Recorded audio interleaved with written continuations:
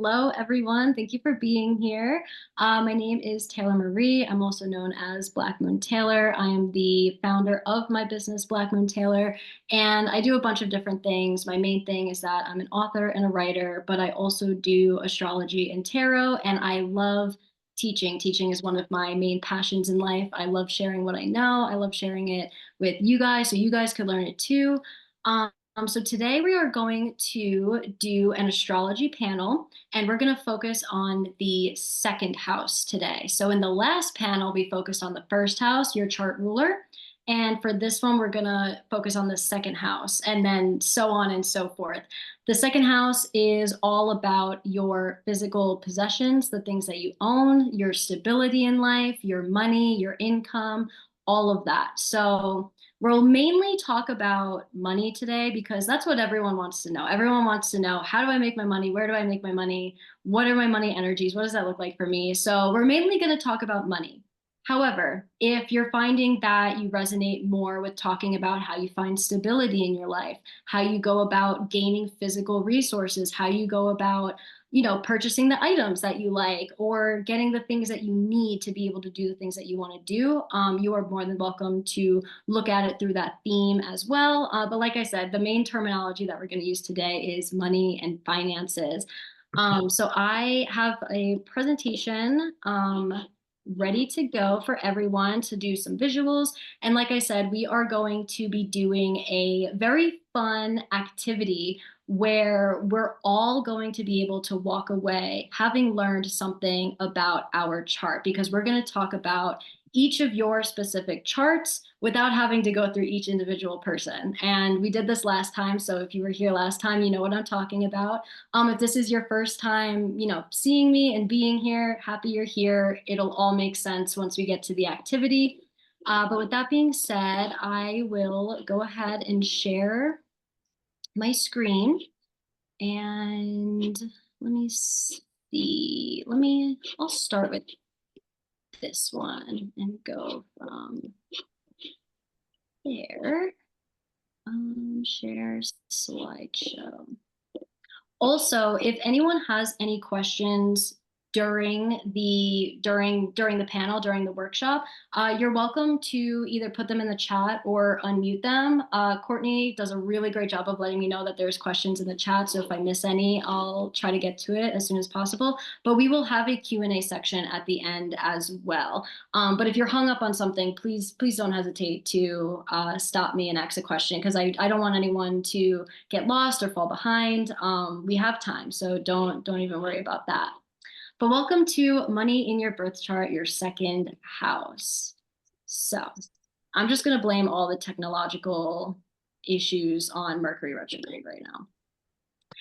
So really quick before diving in, I just want to talk about the foundation of my work. I say this every time I teach something. I think having a basic understanding of who you are learning from and what their background is super important. I know I like to know who I'm learning from.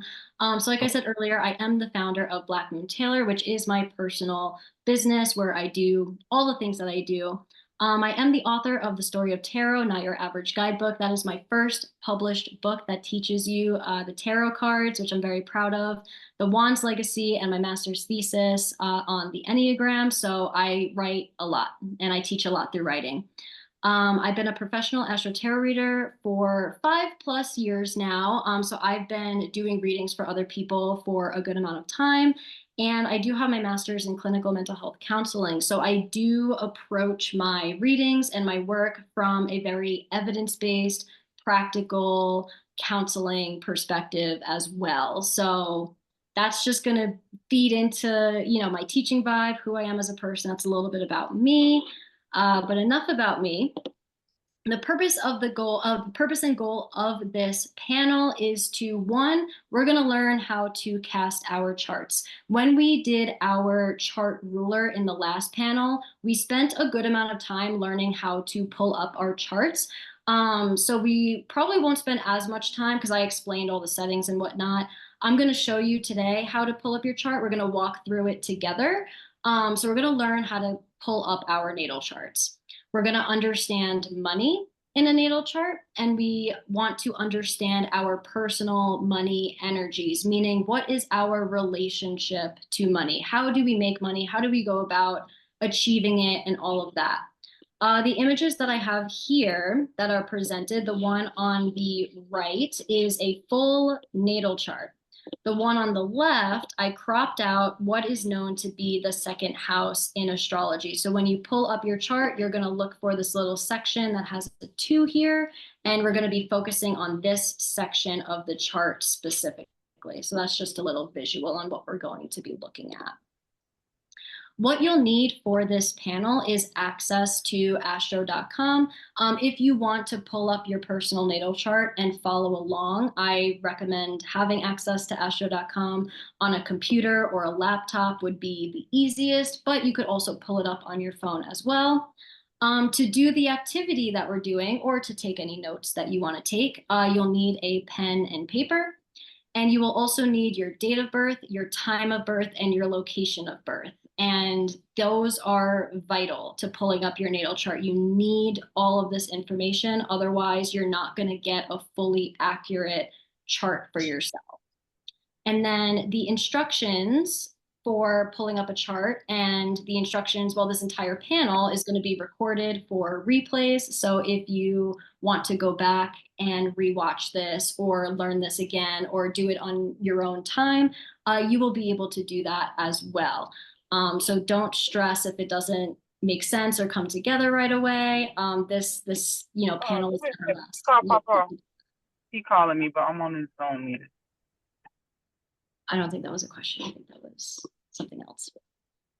What Jessica asks, what if you don't have something in the second house? We will talk about empty houses, but to touch upon that really quickly, if you don't have planets in a certain house, that doesn't mean that you just don't have that area of life. Like, for example, if you have an empty second house and there's nothing in it, that doesn't mean that you will never have an income. That doesn't mean that you'll never have money or anything like that. It simply means that you are not pulling in other energies, other planets from other areas of your chart. So basically, you're not working with anything else. You're just working with your skills, talents, and money. If you have something in your chart there, then that's working with you. That's working in your seventh house on your your second house on your behalf. And this will make a lot more sense as we move forward throughout the process. So these are some instructions on how to cast your chart. Like I said, if you go back and rewatch this, these are the step-by-step instructions. However, I will pull up astro.com and we will pull up our charts together. So I will transition into doing that because I have this pulled up on something else. So you're going to want to, hoping we could see that, you're going to want to go to astro.com and it will load and it'll bring you to a screen that looks like this. If you already know how to pull up your chart, by all means, skip ahead of me. Once you end up at astro.com, you're going to want to go down to charts and calculations. So I'll just give that a second. I'll give everyone a second to find this. It's right on the home page. It is the third one in from the left. And it'll say charts and calculations for astrologers, all that fun stuff. Let's see.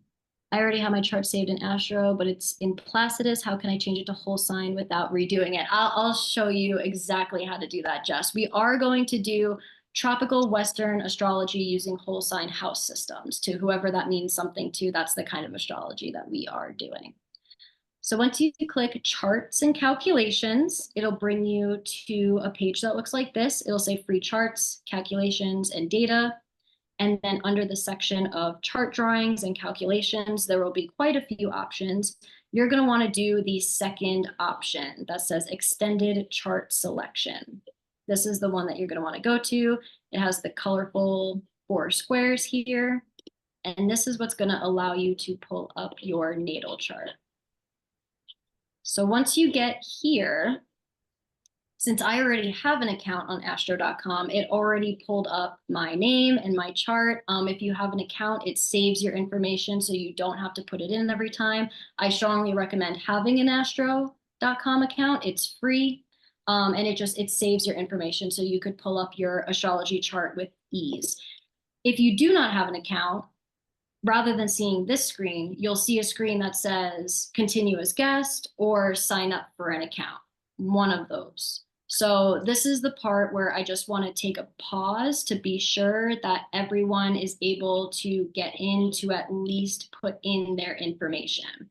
And when you're ready to put in your information, it will look just like this: birth data entry, and then it will ask you for your name, gender, birthday, hour, like time of birth, and your birth town, where you were born, and then we'll go from there. So I do want to pause and just check in with everyone and see that we at least made it to this page to put in our information.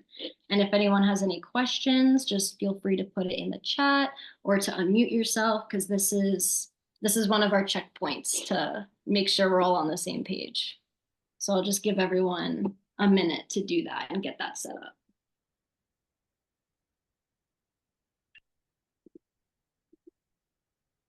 Corinne said, I have my chart pulled up. Beautiful. Okay, perfect. Thank you. Yes, if anyone feels comfortable, letting me know in the chat that you are good to go is super helpful for me, because like I said, I don't want to leave anyone behind.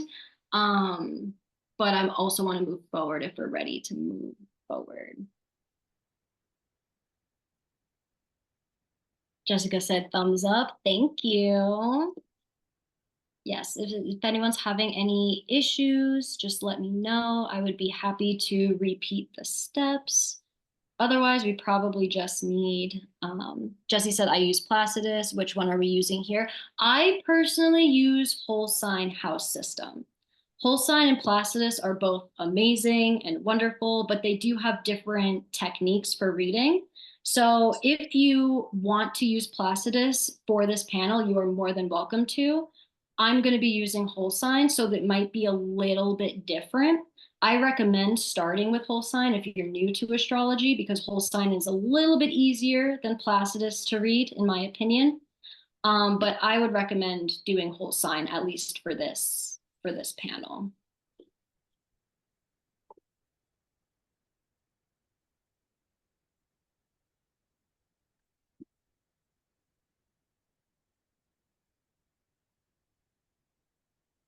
And actually, while you guys are pulling up your charts, I'm going to pull up mine.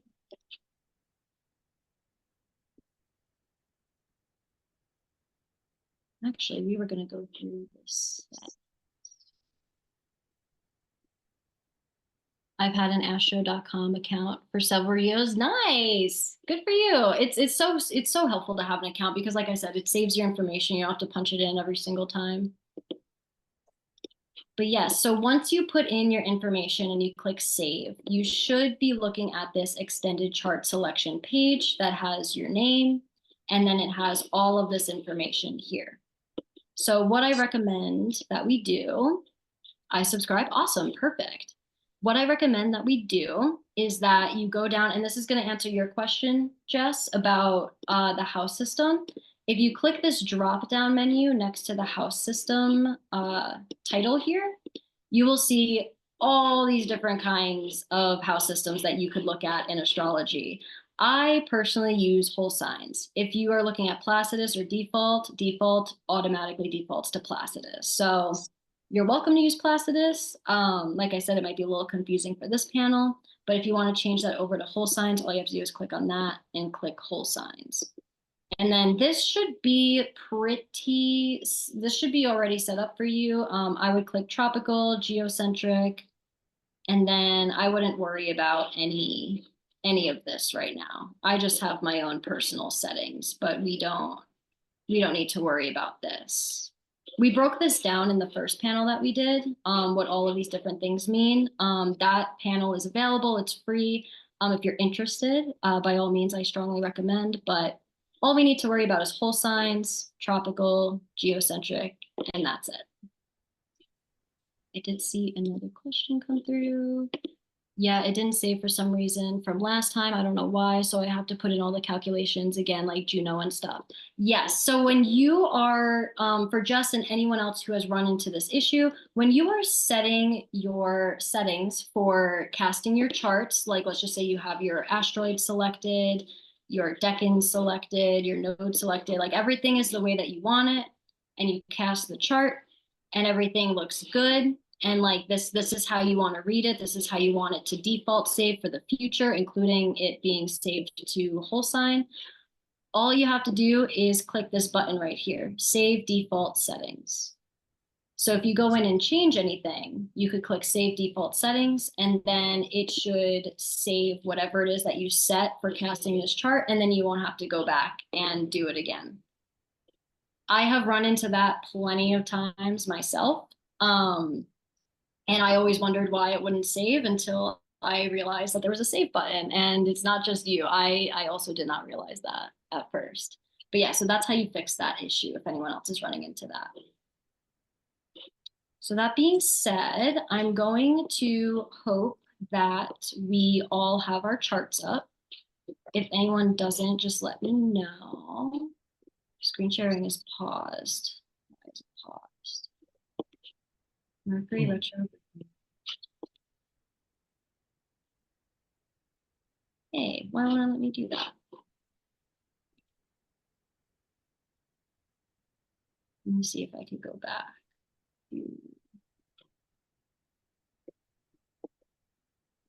Actually, this is fine for me because I feel like this gives you guys more time to pull up your charts. Sorry for the pause. There you go.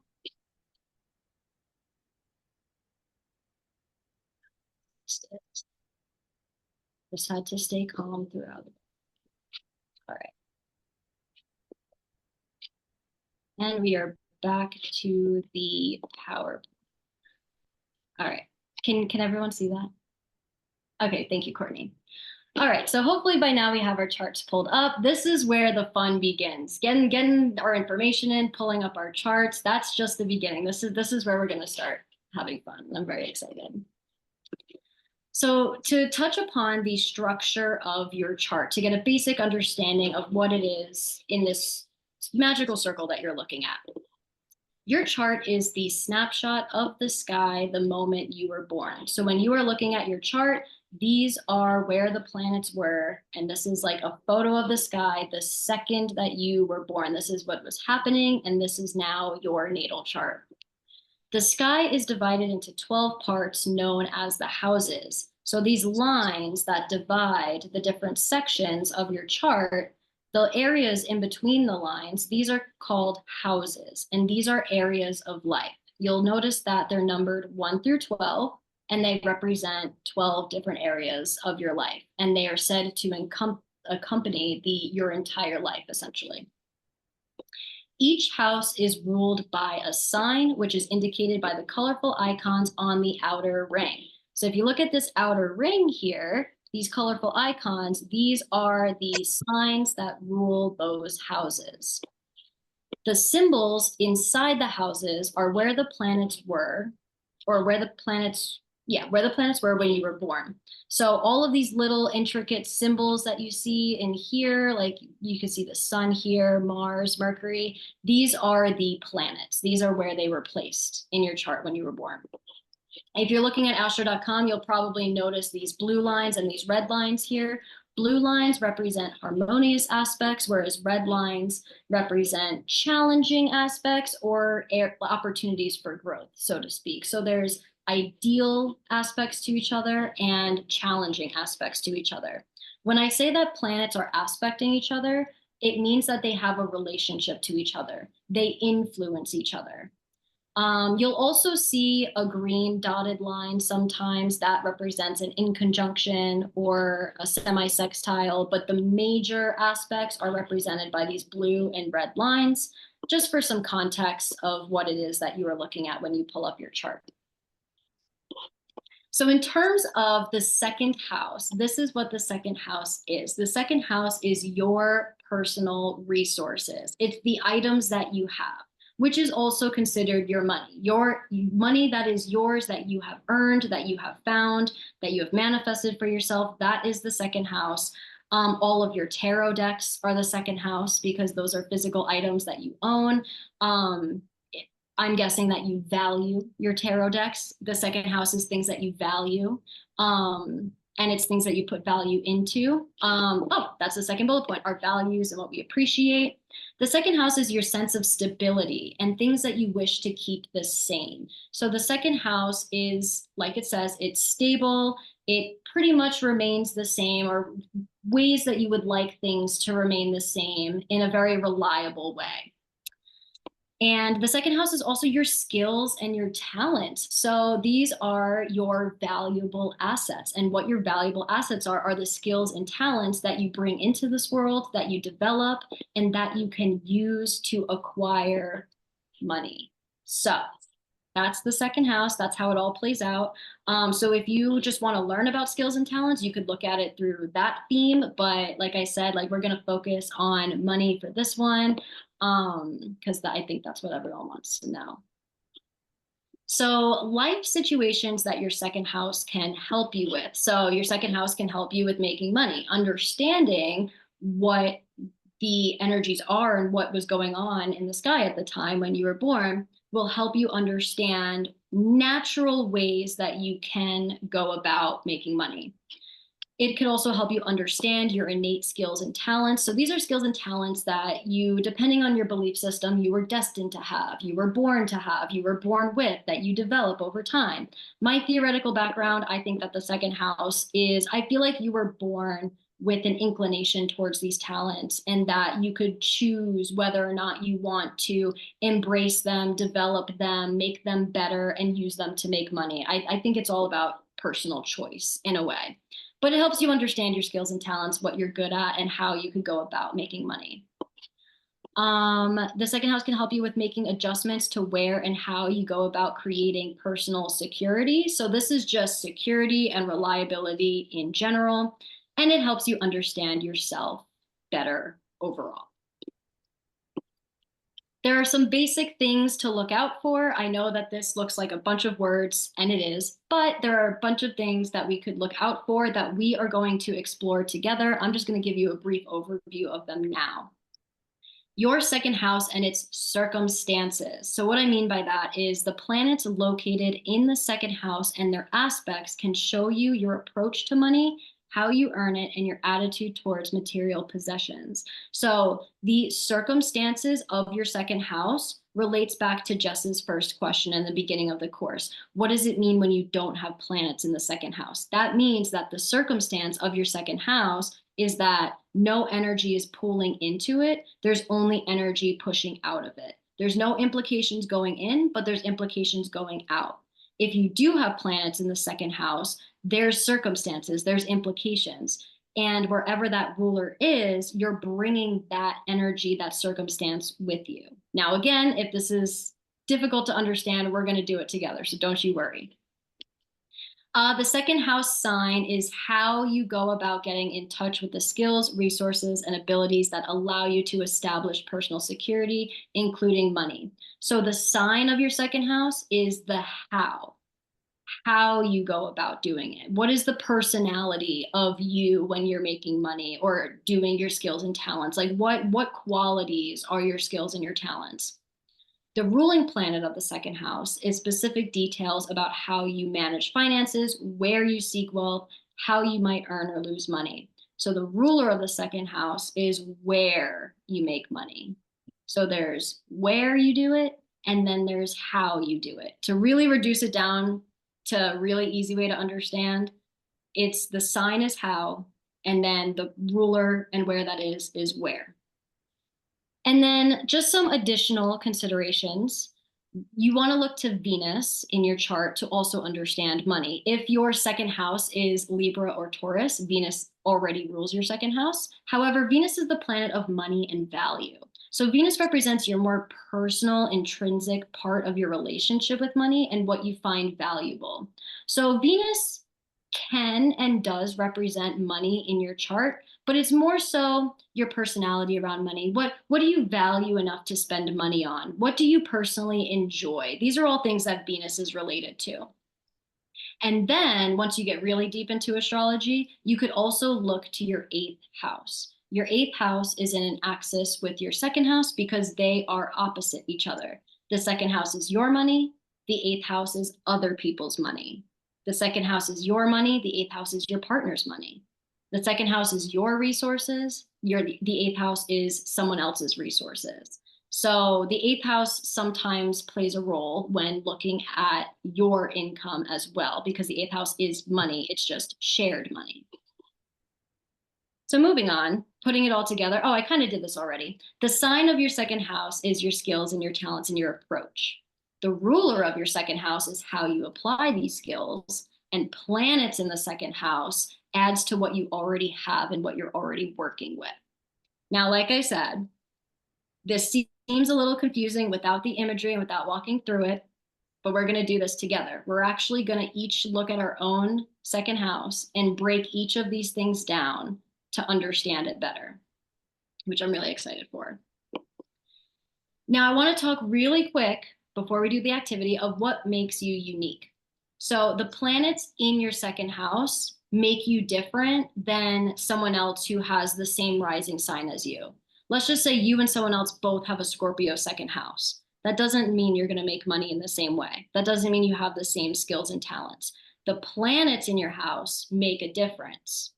Also, the location of your second house ruler makes a difference, aspects to the ruler, the rest of your chart makes a huge difference.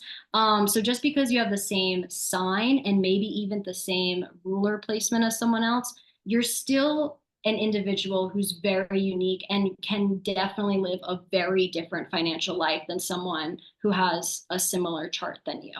So this panel and this workshop is a great starting point for generalization, to get a general idea.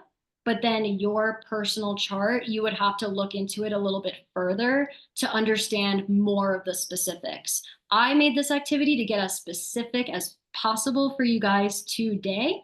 But then there comes a certain point where you have to either do a personal reading for yourself or get a reading from somebody to get that, that actual like tailored to you reading.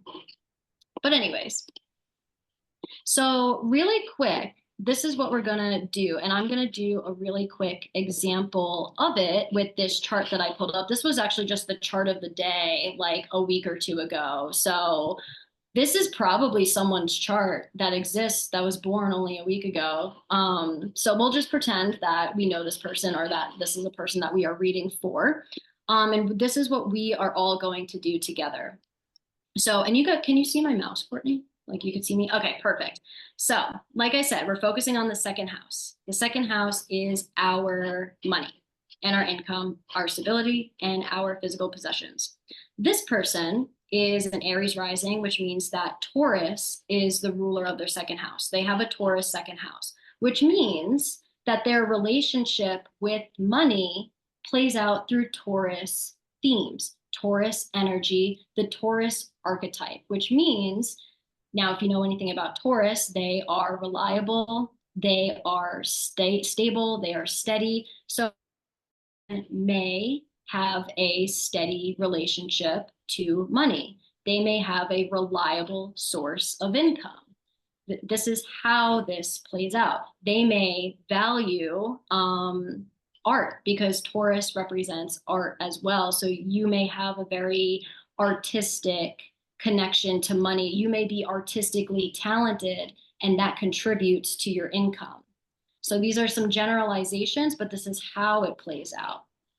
Now, for the sake of time and how unique all of our charts are, you could see Uranus in the second house. We're not going to talk about the planets in the house because that's where a personal reading comes in. We're going to look to see where this ruler is because now we know how this plays out. This person probably enjoys making money. Taurus likes making money. Taurus likes having luxury items. This person probably enjoys it. This person probably has a stable approach to making money. But where do they make their money? How do they make their money? Well, they make it reliably. They make it by being stable and steady and reliable. But where? The ruler of Taurus is Venus, and Venus is over here in their Virgo sixth house. So the sixth house is all about service to others. It's all about your daily routines. It's all about health. And it's all about, let's just stick with that. Daily routines, habits, things that you do on a daily basis, your work in terms of being service to other people. So this person probably makes money being in some form of service, providing a service to other people. And this service, because it's Virgo, probably has to do with health. It's probably, I mean, it's Venus, so, Taurus and Venus are food. This could be someone who does nutritional counseling, to be honest, or consulting in a way. They provide a service around health to other people.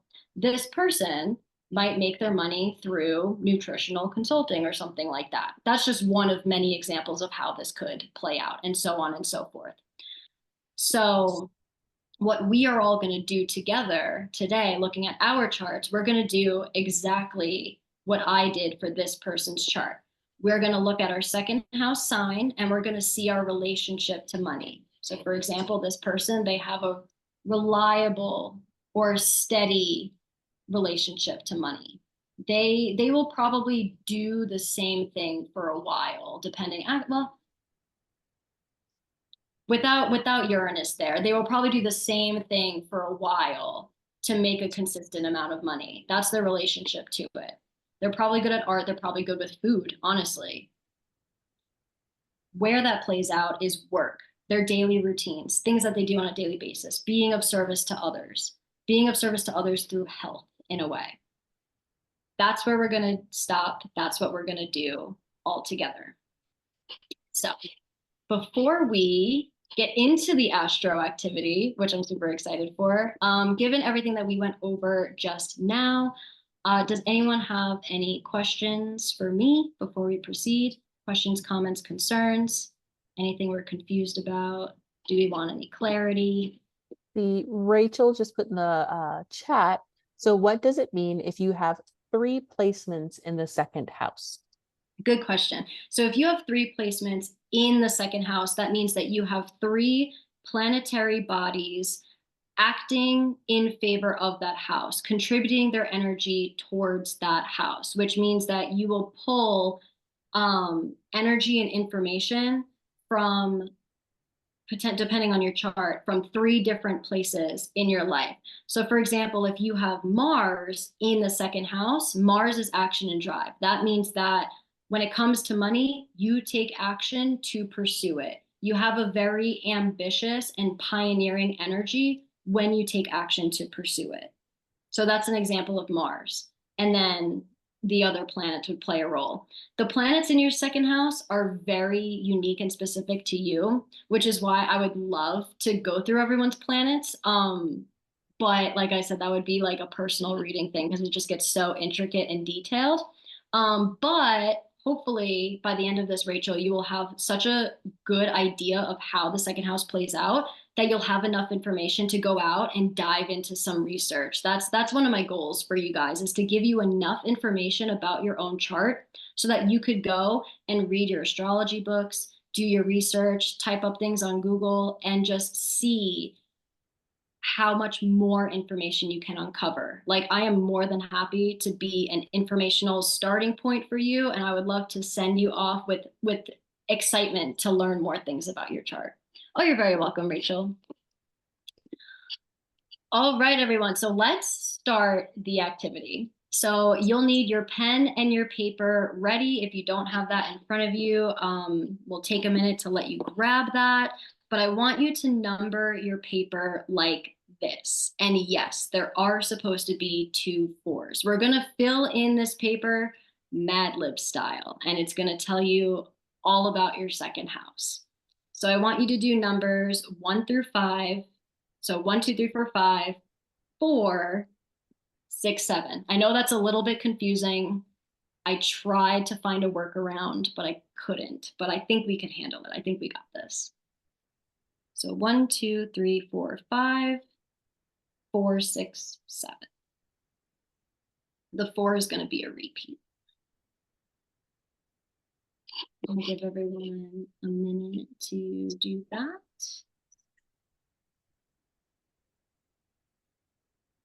I'm super excited. Honestly, I'm going to do it with you guys. I did it the other day to make sure it works, but.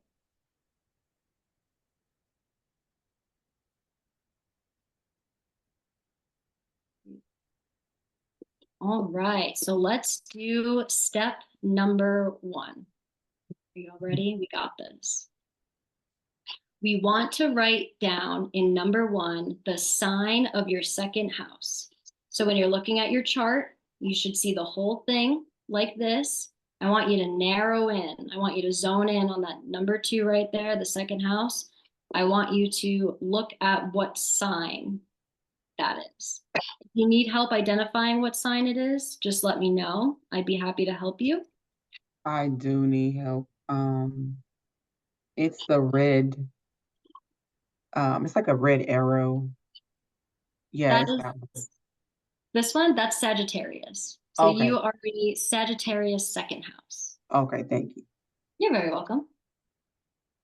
Does anyone else need help identifying what sign their second house is? I do. It's the green M with the curve. That is Virgo. Okay, thank you. You're very welcome. I'll just give it another minute. If anyone else needs help, just let me know. I'm gonna take a stab. I have like a ram. I think. This one? Yes. Yep. That is Aries, and Aries archetype is the ram. So you were spot on with that. Thank you. You're very welcome. Okay. Woo, Virgo second houses. Yes, I think I did a reading today with Virgo second house. Not too sure though. All right, we're feeling good? Feeling good to move forward? Okay, perfect, beautiful. So now let's move on to step number 2. We're gonna write down the second house quality. So the zodiac sign, the astrology sign that you just identified for number 1, I want you to look to see what quality is listed for that and put it down as number 2. So if your second house was Sagittarius, you're going to write down expansion for number 2. If your second house was Aries, you're going to write down action, so on and so forth.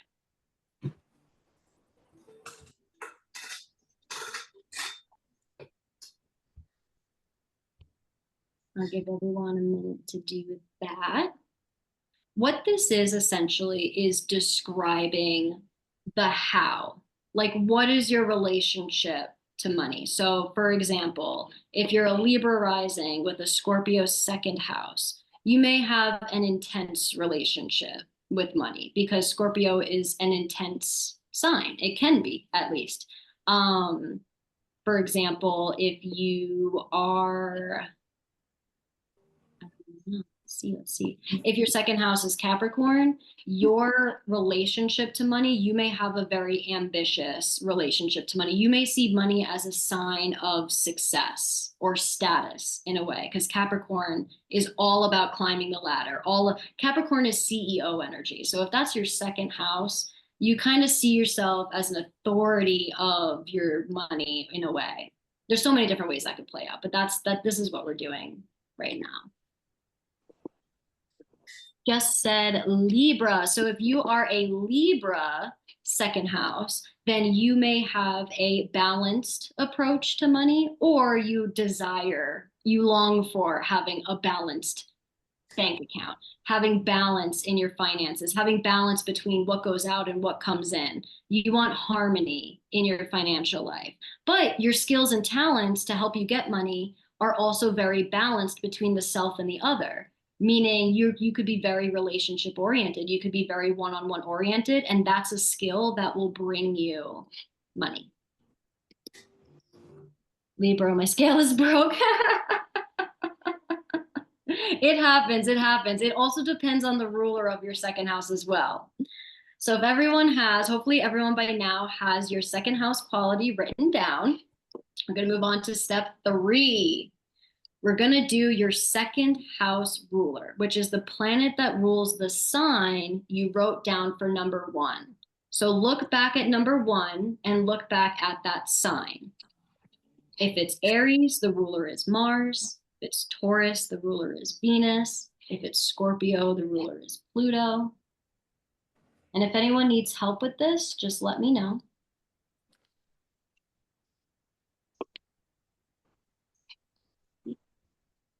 Does a relocation chart change anything, or should we focus on our natal chart? Oh, Lydian, great question. So right now we're focusing on the natal chart because your natal chart will always and forever be you. It will always be who you are fundamentally, your blueprint, all of that. However, if you do relocate, your relocation chart is important.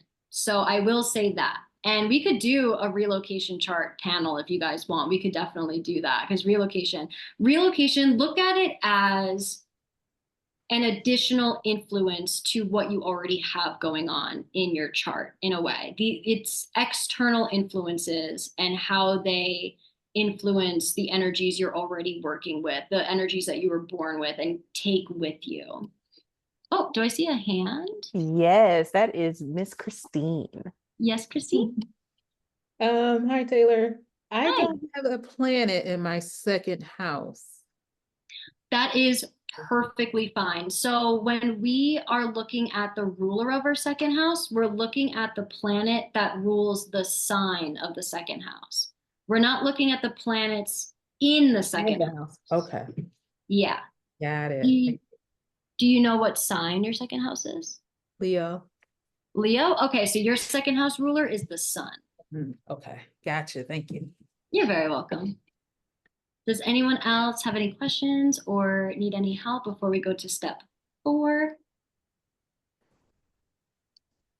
Just a really quick question. Someone had mentioned the relocation chart. It literally just means like if you relocate to another place. Is that all that means? Yes, yes. So your energies will play out differently in different locations. So, for example, I was born and raised on the East Coast, but I moved to the West Coast. So my chart turned.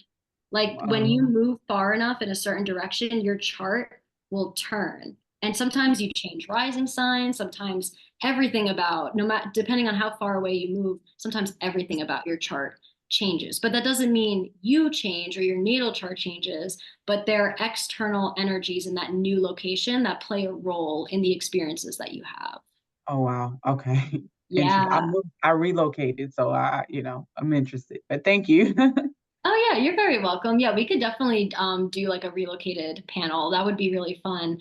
That's part of the reason why like some people will love a certain area. Like some people love New York, other people can't stand New York, and that's because the energies that they were born with, if you don't like it, they're probably not interacting well with the area that you're in. So you could move to different areas to pursue different things. And we do it all the time. Like people relocate for jobs. And the reason we do that is to make money. So when you look at a relocated chart and you are intending on getting a new job to make more money, you could actually look for places where money is good for you, where it shows that you can make an abundance of money. There's going to be other places in the world where there's not going to be a lot of opportunity to make money. So if you know why you're moving, you could look to kind of make that decision. We'll get into it one day. It's super cool. It's super fun. All right, step 4. Oh, 4 and 5 are kind of combined. We got this. So step 4 is going to be where your second house ruler is. So for example, Christine, you said that your second house, is Leo, which means it's ruled by the sun. So Right. you're going to want to look for this symbol in the chart and write down what house it's in. So right now we are finding the ruler of our second house. In this chart right here, that I used earlier, their second house is Taurus, which means the second house ruler is Venus. Venus looks like this. When I look at the chart, I see Venus over here in the sixth house.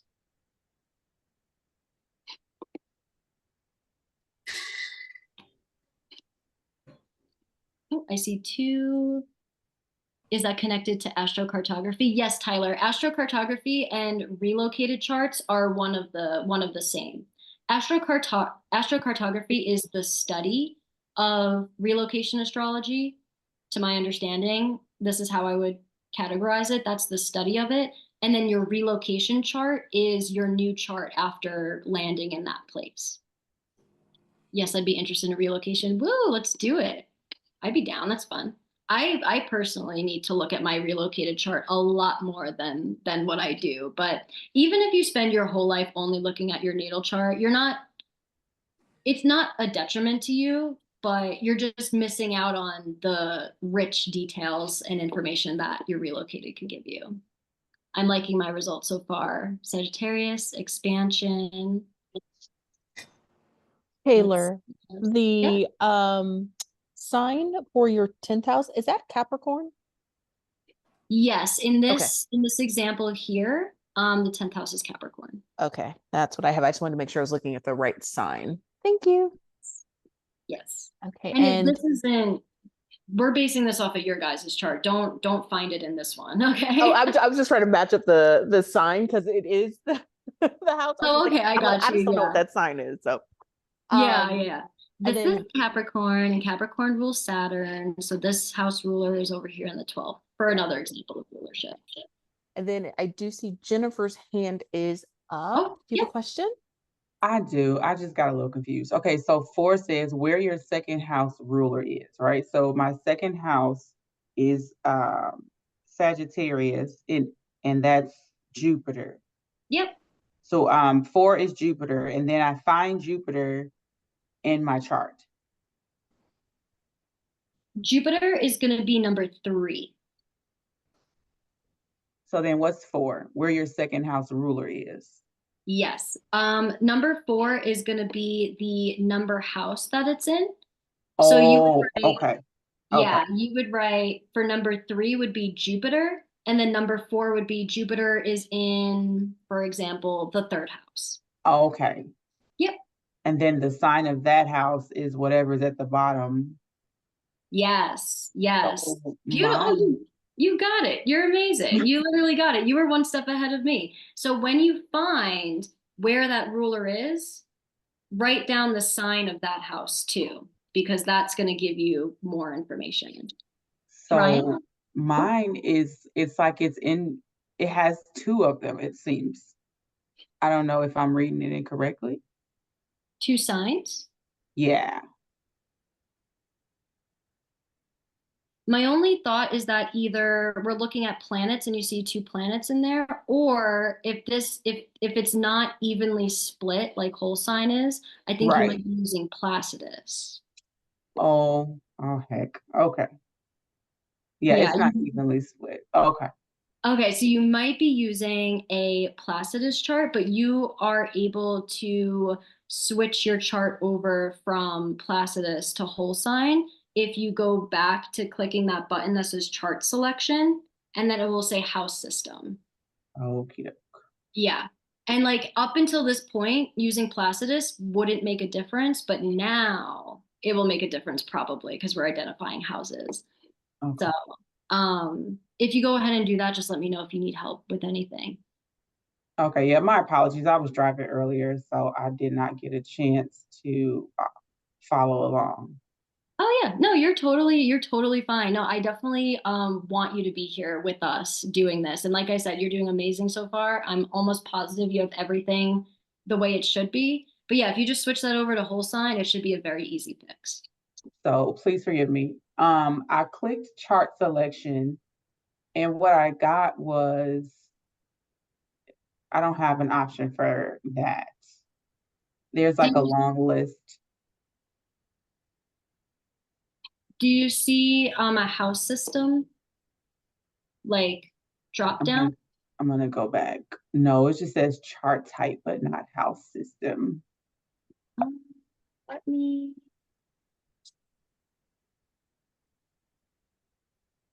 I'm gonna go back to home and then try to start over, I guess.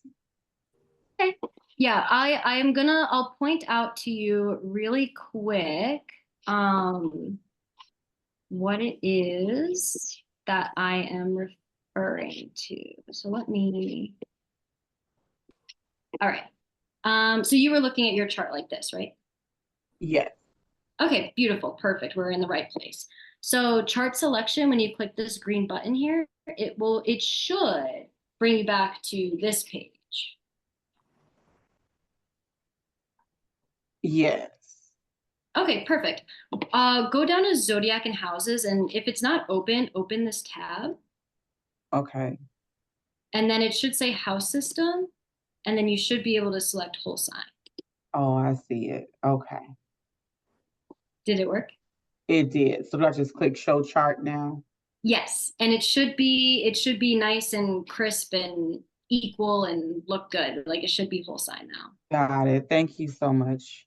Oh, you're very welcome. No, thank you for letting me know because I would have felt bad if we didn't fix that. So I'm glad that we did. Let me now. I'm gonna run into one of the same issues that I did before. And I'm trying to remember how I fixed it earlier. Ryan, I see that you have a question. Yeah, so I guess after your example comes up, I wanted to use that to make sure I identified it correctly. Absolutely. I am actually ready to do that right now.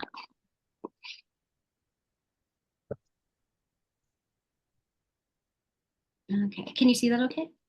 Yep. Okay, So perfect.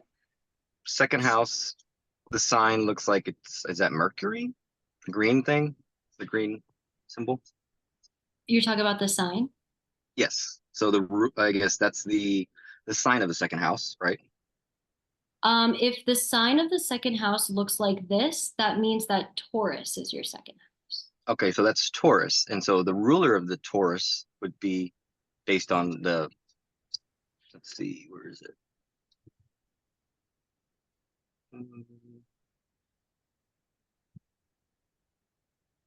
What would the ruler of Taurus be so that you know where the next house, I guess the second house ruler would end up?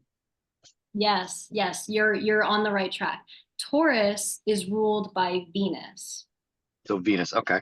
And then that means the house would be whichever one the Venus one is, where Venus planet lands, correct? Yes. Okay, the Venus planet, which is the sixth house, is the ruler. And the sign of that one would be Virgo. Okay. I just want to make sure I had that right. Yes. Awesome. Nice. Nice. You just nailed rulerships. This is what we call rulerships in astrology, everyone. It's basically identifying the house sign, its ruler, and then where that ruler is. So it's kind of complex. We're doing advanced stuff. I'm not gonna lie. Like we're doing some pretty advanced stuff, and you guys are absolutely slaying it right now. But Ryan, your second house ruler might be in a different house than okay. Yeah. Okay. I just wanted to be Mine was sure. Virgo, 12th house with a Cancer as the ruler or as a sign. So Okay, beautiful, perfect. Angela, I see you have your hand raised. Okay, I know you're doing the Mad Lib. So, number one, I put Pisces. 2, inspiration. 3, Neptune. Does make sense, right? And so 4 would be Scorpio. 4 is going to be where your second house Second ruler house. is. 10, So that's going to be the number house, and then Right. 5 would be Scorpio. okay, so that's the 10th house. Okay. And then 5 would be Scorpio. Okay. Yes. Okay. Yeah. So 10th house. once, Okay, go ahead. yeah, no, you're doing amazing. I'm like genuinely impressed by every single one of you. Yeah, when you find the picture of where the ruler is and what house it's in, you'll identify the number. So in your case, it's 10th house. And then for anyone who hasn't done this already, for number 5, write down the sign of that house as well. So write down the sign of where that ruler is. And if anyone needs help identifying that, I am more than happy to help you.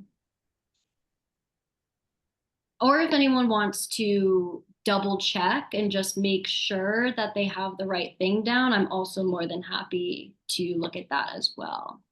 Oh, Jess, I see your, or Jesse, I see your things. I like my results. Sagittarius expansion, Jupiter, second house. Perfect. Good. You guys are getting it. I'm loving it. Now, before we move on to step number 6, I want to remind everyone that number 4 happens twice. So on your list, you should see 4, 5, 4. Just write down the same thing for the second 4. So if you wrote down 10th house for number 4, just write that again after number 5. Just a little sneak peek to the future. We're talking about the house. So we're saying this ruler is in this house and this house is this. That's why we're repeating it. We're just referring to the house again. That's why 4 pops up twice. All right. So now we have 2 more steps to go. I think we're doing great. Now from number 4, because we identified the house that the ruler's in, we're going to write down the house characteristic. So if your second house ruler is in the 7th house, you're going to write down partners or significant relationships. So take whatever house number you wrote for number 4. So if you wrote first house, second house, third house, I want you in number 6 to write down the characteristics of that house. We're identifying where this energy plays out. Your second house ruler is in one of these houses, and now we're identifying where you make your money.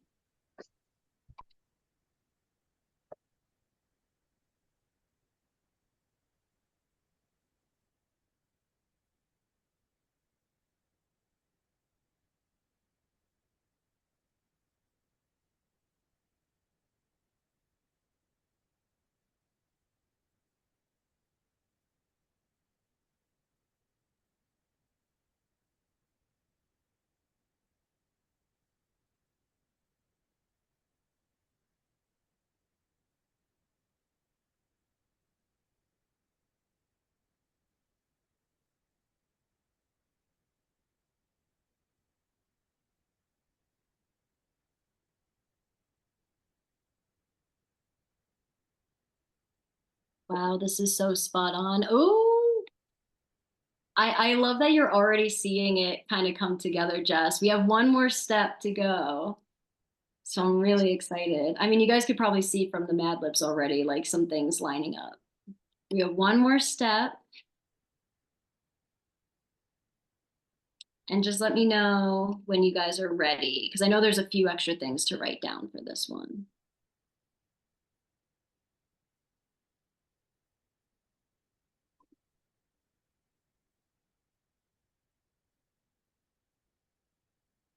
Thank you, Corinne. Corinne's all set to go. Looks like the lovely individuals I could see are ready. Thumbs up. Perfect. Beautiful. Thank you, guys. Thank you. Thank you. And for the final step, we are almost there. Ready? Thank you, Michelle. We are almost there. So now we're going to talk about the sign characteristic of the house that your second house ruler is in. I'm laughing because I realized coming out how that sounded really confusing. You're going to take the sign from number 5 and you're going to write down its characteristic in number 7. So I remember someone having a Scorpio 10th house. So if you wrote down Scorpio for number 5, then you're going to write down transformation of resources. This is based off of the sign you wrote down for step number 5, not step number 1.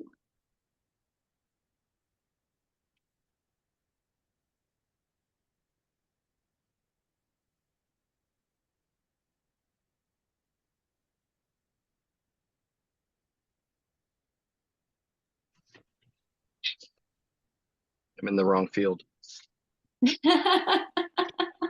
Same, same, same.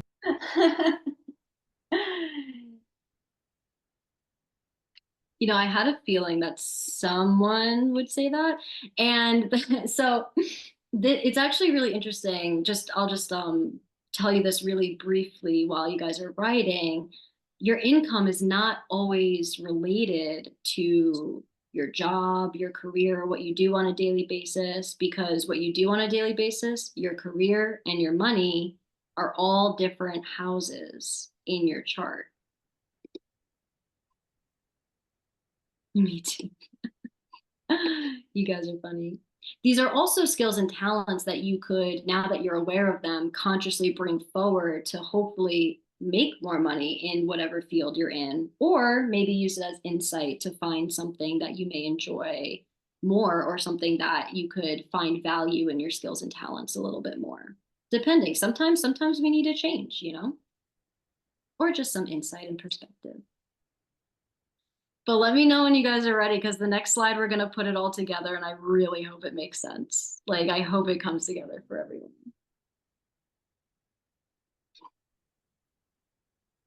Thumbs up. Thank you. Thank you. All right, guys. Here, the moment is here. Putting it all together. So I want you to write out this word for word. It's only a couple of sentences. Write this out word for word. And I want you to fill in the numbers for the blank spaces. So I have a blank second house. We identified that. We identified a second house as the sign, which means I approach money with, and then write down whatever you put for number 2. The ruler of my second house is number 3. Write down whatever you put down for number 3, so on and so forth. I think I could trust y'all with this one.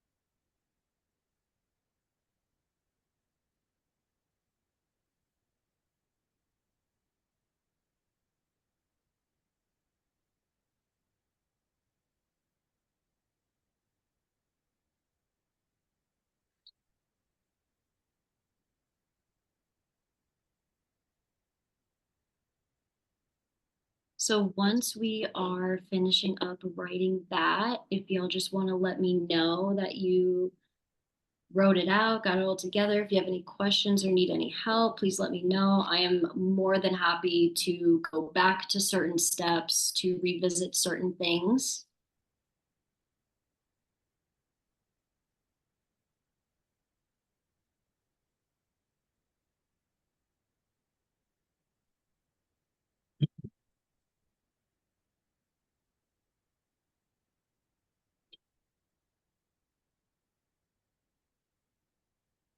Just wait for a few more thumbs up. Done. I need to leave the legal field and go into technology.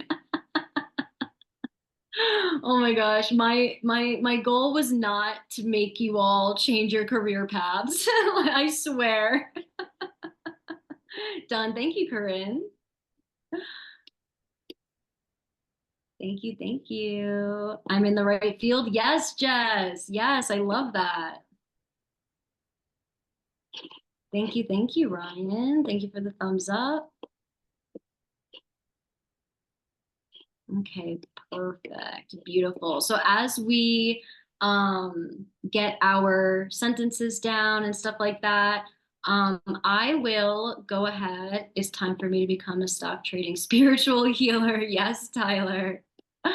Yes, I love that. Okay, so you guys are already kind of tapping into your second house energy, which is awesome, and understanding how this plays out. So I'll share mine with y'all to kind of share like how this was meant to unfold, and then let's like talk about how it landed, how it resonated. I have to dig deeper. Yes, yes. And if you want more information, this is where the aspects to your chart ruler come into play. This is where the planets in your second house come into play. There's so much more detail that you could unfold than in this Mad Libs thing that I created for you guys, but this is a beautiful first step to diving into it and learning more. I already had an inkling for my field, but have been avoiding it. Yeah, I could relate to that, Corinne. I've avoided one of my fields of interest for a while, and so that's where divine timing comes in. Sometimes you're not meant to know, or you're not meant to pursue certain things at certain times, even if it's in your chart and in your energies. I love the way you did this. Oh, thank you, Jess. So I'll share with you guys what I wrote for mine based off of my chart. I wrote that I have a Scorpio second house, which means I approach money with intensity. The ruler of my second house is Pluto, which is in my third house. Since Sagittarius is my third house, my approach to making money might involve communication and writing, possibly through teaching and storytelling, which I find quite funny, actually, given what you guys know about me. So what did you guys come up with? Spot on. Wow, right? Right? Yeah, I definitely, for me, knowing my chart and knowing a few other things that play out in my chart as well, for me personally, I know that communication, writing, teaching, I know that this is something that makes me feel self-worth, which is second house. I genuinely enjoy doing it. Getting to the depths of the knowledge, getting really like deep, like to like the core of the matter. That's a very Scorpio second house thing. I have a skill for diving deep. That being in the third house Sagittarius, there's a skill in communicating theoretical ideas, So that's just a little bit, I'm just explaining what I learned about myself throughout this. But what are you guys finding? What is coming up for you? Does anyone want to share what they got? Corinne? Yes, I'll share mine. I have an Aries second house, which means I approach money with action. The ruler of my second house is Mars, which is in my first house. And my approach to making money might involve my self-identity and personal expression, possibly through the healing arts or spirituality. And that's funny because I wanted to learn how to give a spiritual business and give spiritual services. But that involves me being speaking to the public, and I'm a shy Pisces. But also Sagittarius is in my 10th house, so all of it kind of makes sense for the teaching and spirituality. So anyway, I'll get to it at some point. Yeah, no, that's awesome. I love that. I love that. And Aries has that pioneering energy, like it's an initiator. So I'm getting this vision of you kind of starting something on your own. And having Mars in the first house, like you are a self-starter to begin with. So I love that for you. Oh, I see a few hands. Christine. So mine's is kind of perplexing, but I'll read it. It says, I have a Leo second house, which means I approach money with creativity. The ruler of my second house is the sun, which is in my 10th house. Since Aries is my 10th house, my approach to making money might involve my career or long-term goals, possibly through taking the initiative. Okay. Yeah, so it's kind of, general. That's why I said I need to dig deeper because Yes, yes. yeah. I It is 100%. typically say, you know, but Yeah, so your second house is, I'm envisioning your chart in my head. Your second house is Leo, and then your sun is over in your Aries 10th house, yes. is what I'm getting from that. Okay. So your second house, yes, it does play out in being bold. Like you are not afraid to be bold when you are pursuing your skills and your talents, or expressing yourself. And then that ruler, you know, your money playing out in the 10th house, that is very, it's very, I don't want to say standard, but it's standard in a way where your money does kind of come from career, essentially. Like you put your skills and your talents into your career, into your long-term goals, and that's what brings you your money. So your money is related to your long-term goals because that's 10th house. And then it's Aries, so it's taking the initiative, it's taking action. It could be like again, it's fire and fire. Leo and Aries is very fire. So it could be something that's very ambitious, something that's very bold, something that's very creative, and very like action oriented, self-starter type energy, or even just independent energy, because fire signs do not like to be controlled at all. So even if it's just an independent, like you need 10 Aries 10th house, you need a level of independence, and freedom in your career. So that will be very beneficial for you in terms of making money, probably because you will feel so much better at what you're doing when you have that independence, thus opening that trail for money to fall into your second house, essentially. That's how I would see that. Gotcha. I like how you put that. Thank you. You're very welcome. Thank you for sharing. All right. I see more hands. I don't know who was next. I'm so sorry. Let's do. I believe Ryan is next. Thank you, Courtney. You're welcome. Thank you. Mine was pretty much almost straight to the point with my profession. I just joined this group. They knew that I work behind the scenes, which is what it said. I work behind the scenes. But my question is actually not about the second house. It's just about any of the houses. Mm-hmm. Is it normal for multiple, like 4.5 to 5 planets to be in one single house, to be predominant in one house? Yes, yes. So that is either a stellium or a satellium, and it's very common. It's very common to have 2, 3, 4 or more planets. Well, 4 or more is less common, I would say, but it's normal. It just means that there is a very strong concentration of energy in that area of your life. So in a lot of life themes and a lot of the things that you experience are going towards that house, that area of your life. So, for example, in my 7th house, I have my Sun, my Mars, my Mercury, and my Saturn. I have 4 planets in my 7th house of one-on-one relationships. I'm very relationship oriented. My only careers that I've ever had, like real careers, have been providing one-on-one services. Like a lot of my life experiences come from and go into and play out through my one-on-one relationships, which is represented by my 7th house. So if you have a lot of planets in one house, you have a lot of energy going that direction. Yeah, mine seems to be the 12th house, which I'm not sure. So I have a bunch in the 12th, and I think that's why I'm on this path with you guys. So Oh, I love that. Well, the 12th is your connection to something greater. It's your connection to your spirituality. The 12th house is a little bit confusing because it's nothing tangible. It's the spirit world. It's intangible creativity. So it's like it's dance, it's music, it's art that's creative, but you can't touch it. So it's, yeah, I'm not saying that you're a dancer or anything like oh no, that, but it's also behind the scenes. So you have a lot of energy that goes into the behind the scenes workings of your life, which will play out in your subconscious. It will play out in your spirituality. It will play out, again, like in your health in certain ways. So yeah, lots of 12th house energy, lots of things going into that aspect of your life. thank you for that. That resonates so much. The dance, that made so much sense to me. Just dancing Oh, within it. So thank you. yeah, you're very welcome. Alrighty. So after Ryan, we have Jessica.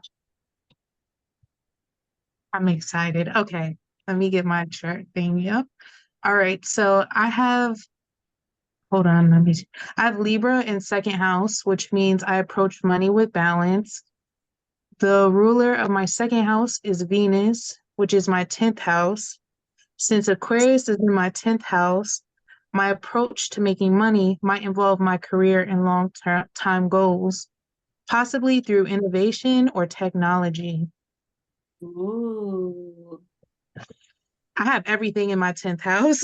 It's Okay, so you have multiple planets in your 10th. See, that's what goes deeper into the chart. That's what makes you unique. Um, from someone who has the same placements, but you have all of those things there. How did that land for you? How did that resonate? I feel like I want to go into that, but I'm thinking about like money wise and going to school for technology, and it just seems so scary to me. But it's like it's a calling. I've always wanted to be innovative and in technology and just doing something bigger to help humanity. Hmm. I mean, I'm not laughing at you. I'm just laughing because Aquarius, that sign is humanitarian endeavors. Doesn't That's necessarily always have to be technology. It's just one of the umbrella terms for it. But Aquarius is very humanitarian. It's very absolved in like the betterment of community in a way, if that makes sense. that's me. That's my sun sign. Oh, okay, your son is there too, so that makes a lot of sense. So yeah, your second house, um, what'd you say? Libra, right? Your second house ruler being in the 10th. So you pursue money through your long-term goals, which makes sense, like that you're thinking about potentially going back to school or something like that, because that would be a long-term goal. That would be something you set out to do. And the impact that you want to make on communities, your community potentially in the long term, something that has to do with humanitarian endeavors and all of that. And then there's other things that come into play, but yeah, I'm happy that it resonated with you. Thank you. I love your chart. Very well executed. Oh, thank you. I Beautiful. appreciate it. And Ryan actually put in a comment, if you have technology questions, he's been in the enterprise tech or has been in enterprise tech for 25 years. Please reach out to him and he'd be more than happy to give you some guidance. Aw, Please message, let amazing. me know. I mentor a lot of college students and people who try to change careers. And I just want to sit down and figure out what your passion is and then lead you down the right technology path. So definitely reach out if you, whenever. Oh, that's so nice of you. I freaking love community. Oh, pardon my language, but I love community for this reason because like it's just I don't know, it's just so sweet and supportive. Yeah, we're all coming together and that's what this is all about. So yeah, Stacey's It a really fed good. into my number 7, nurturing and caretaking. That was the thing that was missing. I love it. Okay, I'm also so just catching up on some comments. Naomi said, this is great. Jesse said, I recently retired, so I really don't have an income until January 1st, but Sagittarius is in my second house expansion, and Jupiter, my house ruler, is also in my second house. So when you pursue money, you are pursuing money. You are pursuing money for the sake of having money. But also, it doesn't always necessarily have to be money. This could be your skills, your talents, your self-worth, and all of that. So really the way that you approach your skills and talents, Jesse, is you're always expanding on them, at least from what I know of your chart right now. You're always expanding on them. You're always curious. You're always looking for more. And you find a sense of meaning and purpose through your skills and talents. And you want to make your money through something meaningful. That's what I would say. Right on. Like it has to have some form of like higher purpose, you know? So. Wow. That's cool. And it's completely 100% correct. Oh, I'm glad. I'm glad it's resonating. Even with I'm, these I'm, generalizations. Sorry? I'm just the opposite of the other guy, Ryan, I think it was, that had a stellium in the 12th. I don't have anything in the 4th and 5th at all, but I've got at least one planet in every other house. Mm. People have told me my chart is pretty interesting. Yeah, That it sounds like you have a very balanced chart. Like everything seems kind of evenly dispersed. And I talked about this in the last panel that we did for your chart ruler.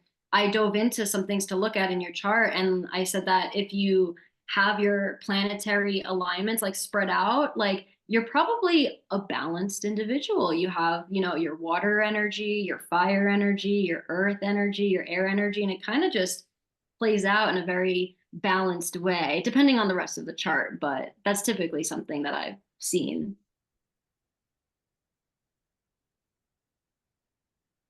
Let's see. So up next, so we'll have Angela, we have Tyler, and then Lydian. So You know, Taylor, I found this very interesting because, first of all, going from the Placidus system to the whole sign was a mind bender there, because I didn't have any signs. I didn't have any planets in my house, so I was like, okay, there's nothing going on in my second house, but you explained that. So it's interesting how you took us through that, and so basically, I just wanted to say that I end up with Pisces in my second house, which means I approach money with inspiration. Okay. The ruler of my second house is Neptune, which is in my 10th house. Did I say that right? Yeah. Um, Now, since Scorpio is in my 10th house, my approach to making money involved my career or long-term goals, possibly through transformation of resources. And I attribute that to, I don't know, just transformation of resources is making things, being creative. And so that's what I mean. That's what I think of with when you say transformation of resources. Am I on the right track with that? Yes, yes, taking something and turning it into something else. Now, Scorpio and Pluto, both of those, especially Scorpio, it's death, rebirth, kind of. It's the phoenix rising from the ashes. Which transformation of resources was actually kind of a funny way to say that. I'm realizing that now. But it's kind of like you break things down and then you build them back up again into something better in a way. That makes sense. That Yeah. makes Yeah. excellent. I love your Mad Libs. It's absolutely phenomenal. Spot on. Love it. Thank you. Aw, thank you so much. I'm so happy that you enjoyed. That means a lot. I'm glad that it was fun. I love them too. I love them too. I do them for myself after I create them to make sure that it works. And I'm just like, I'm so excited to do this with everyone now. So thank you. I appreciate that. Um, Really quick in the comments, I just don't want anyone to feel like I am not reading them. Mary Lee said, "Thank you. This was informative. I did not have my info when I was born, but I do this for my adult kids and find it interesting and is good for my curiosity." Oh, you're very welcome, Mary Lee. Yes, using astrology to understand your children is a beautiful way to utilize astrology. Michelle said, "Getting into AI now for me." Yes, Michelle. Astrology questions. Thank you. Just wondering, would a first house Mars in the sign of Pisces explain why I tend to hesitate, procrastinate before initiating? Yes, because Mars is very initiating and physical, and Pisces is very not physical. It's wishy-washy. There's no clear really image. There's a lack of clarity with Pisces. Pisces is disillusion. So it's disillusion of your action. So you might be hesitant to take action in which comes out as procrastinating because the action is disillusioned. You don't know what to do. You don't know how to do it. There's information missing.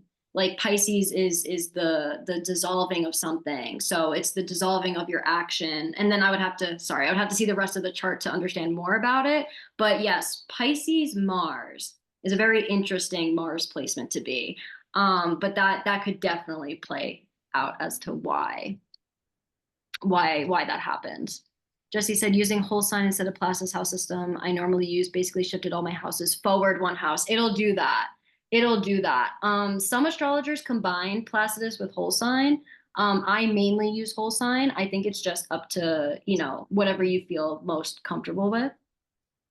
That is exactly why I hesitate. The confusion. Yes, yes. So confusion around like action and like even your mannerisms sometimes, because Mars is how you take action. And then if there's Pisces, there might be like a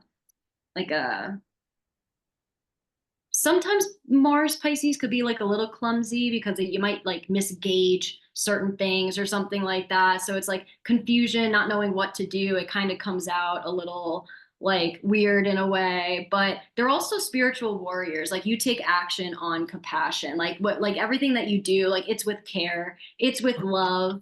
It might be a little like off sometimes, but you do it with love because it's Pisces, you know? And this is also a very creative person because the way that you take action could also be very creative. It could be dancer energy too, because the way that you take action is through intangible creativity. Movement is really good. Honestly, Corinne, getting more in touch with your physical body through dance, through meditation, through spirituality, because it's Pisces, would be really helpful for you in building that confidence in the actions that you take. Just set the intention to do so, and I'm sure that will help. Can you apply this to Placidus? I wouldn't. I wouldn't. Placidus doesn't divide the houses the way that whole sign does. So if you're like, so your Jupiter in your Sagittarius third house in whole sign might shift to the fourth house in Placidus, and then you're looking at an entirely different house. So I wouldn't interchange them. But if you wanted to start with Placidus and use the same Mad Libs, you could definitely do that. Like if you wanted to use this Mad Libs and apply it to Placidus, I think that would work. I think it would. Thank you. I will. Dancing and meditation sound fun. Yes, yes. Getting spiritually connected to your physical body, amazing for Pisces Mars people, for sure. All right. Who's next? Tyler is next. Hi, can you hear me? You Yep. sure can. Awesome. I'll read my Mad Lib here, and then I want to get your thoughts on something, Taylor. Sure. So mine is I have a Virgo second house, which means I approach money with attention to detail. The ruler of my second house is Mercury, which is in my eighth house. Since Pisces is my eighth house, my approach to making money might involve shared finances or deep financial changes, possibly through healing arts or spirituality. So something I didn't think of until going through this exercise is, the call I've felt toward the church and toward ministry, which obviously is the spirituality element. But if going into the ministry, my finances would come from people in the church supporting the church. Would you say that's eighth house energy? Yes, eighth house energy is other people's resources. So this would be other people's investments, other people's donations, other people's payment, and all of that. It's through someone else's resource as well. So it could also be that someone else has this, I guess, like doorway to money and finances, and then that becomes yours. So other people's, resources become yours through, and then like you said, it's I think you said Pisces, so like healing, spirituality, and all that's how it plays out. Cool. Yeah, that Yep. makes a lot of sense. I'm glad it resonated. Okay. And then after Tyler, we have Lydian. Hi. Hello. So mine was I have a Leo second sun, which means I approach money with creativity. The ruler of my second house is the sun, which is in my eighth house. Since Aquarius is my eighth house, my approach to making money might involve shared finances or deep financial changes, possibly through innovation or technology. Nice. How did that land? Sorry, I like already dove into it. Oh, I like it. I've been studying like Hellenistic astrology for a couple months, so it really did resonate with me. Yeah, I'm planning to go back to school to be a counselor. Oh, nice. Yeah, so but sometimes I do, so like I know creativity and Aquarius go like hand in hand. And I do have one question because I have a Jupiter in the second house, and it's the opposite of the sun. It opposes the sun. And so I always wondered what that meant in terms of like finances. Okay. And you said, I'm sorry, you said your second house is Leo. Yeah, Okay. so I have Jupiter and Leo, and then it opposes the sun in the 8th house. Gotcha. Okay. So your second house being in Leo, and then that ruler is in the eighth. So that is other people's finances and resources. That's also other people's energy. So working with other people's energy. And the eighth house is also psychology, like your psychological. Yeah.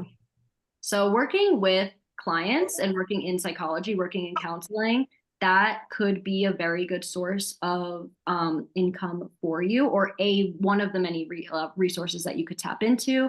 And then you said that that was Aquarius. So being whatever it is, working with other people's energies, it's unconventional. It's a little bit different. It's a little bit unique. And since it opposes your Jupiter, the opportunities that you receive to make money might be in opposition to how you uniquely practice as a counselor or whatever it is. So your method of making money using other people's energies, other people's stuff might be very unique to the point where it opposes, yes, it's in opposition to Jupiter is expansion, it's opportunities. It has a standoff with it in a way. So just be careful of sacrificing your individualism for the sake of making money. Try not to feel like you have to sacrifice being unique, being innovative for that. But don't, its oppositions are all about balance, but don't be so unconventional that there's no fitting in anywhere. You know what I mean? Like I'm all for uniqueness. So find the balance between, again, like, and this also plays out as well in terms of just your overall well-being, your resources, your value, your time, and then other people's resources and values and time. Just try not to be self-sacrificing in a way where you give away your value for the value of someone else as well. Like finding the balance between those two energies would be really important as you pursue income. Yeah, I think that resonated a lot with me. I'm definitely the type of person that if I could give it away for free, I would. So thank you There for you that. go. Yeah. So something like that. For sure. But yeah, like there's a balance. And I mean, Jupiter and the Sun are pretty good, positive planets, like typically considered. So I mean, it could be good on both sides, like leaning into that unconventional approach to quote on like whatever it is, psychology, therapy, other people's resources, like kind of working with other people in a unique way, but then also coming back to yourself and what you have and the opportunities that come your way. Just finding the balance between the two, and pinging back and forth, like sometimes leading into one over the other would be good because they're good planets. But just my only caution is just notice when it's happening, and that will be very beneficial for you. Thank you so much. You're welcome. I think I and see Jennifer. Jennifer. Okay, so I'm just gonna first say that most of this is like completely over my head, but I'm gonna read mine really quickly and then I'm just gonna ask you a quick question. So I have a Sagittarius second house, which means I approach money with expansion. The ruler of my second house is Jupiter, which is in my fourth house. Since Aquarius is in my fourth house, my approach to making money might involve home, family, and emotional stability, possibly through innovation or technology. This is a little funny to me because what I'm doing currently is just not really doing it for me. I'm not having the success that I thought I would. Um, and the only thing I got from this, well, the first thing that kind of stuck out to me was like some kind of counseling or therapy. But I'm like, I don't feel like that's me. But also, what I'm doing currently is not me either. But you had mentioned to someone like, you said that the energy of that house was whatever you said. Like, where can I find more information about that? Like, how can I kind of learn a little bit more in depth about my fourth house?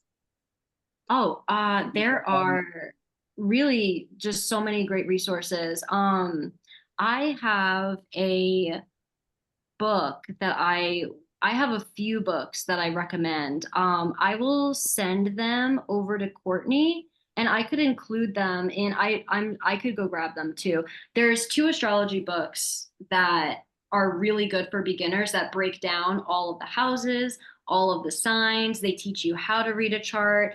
So I could actually grab those really quick. And I could also email them out and whatnot. So I have some book recommendations for you. So I'll find a way to get that information to you and everyone here. And then I know that I'm personally also going to be teaching more astrology classes in the near future as well. So I'll be talking about it more.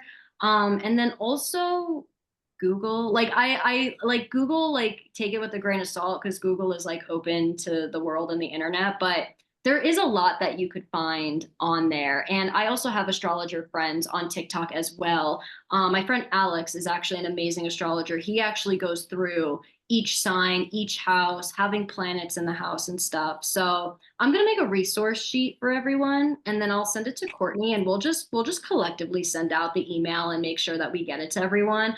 But if you want it like sooner rather than later, like for anyone who wants more resources, like please feel free to contact me, and I could send all of that over to you as well, because I have so many different places that we could learn more about that.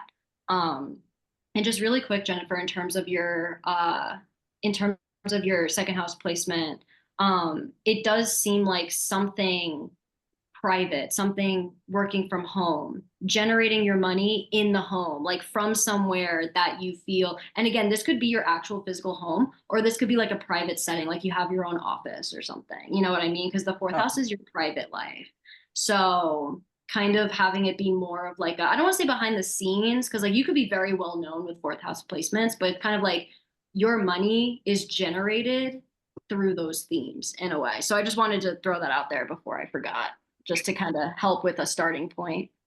Corinne actually put in the chat, it sounds like Martha Stewart or B. Smith energy.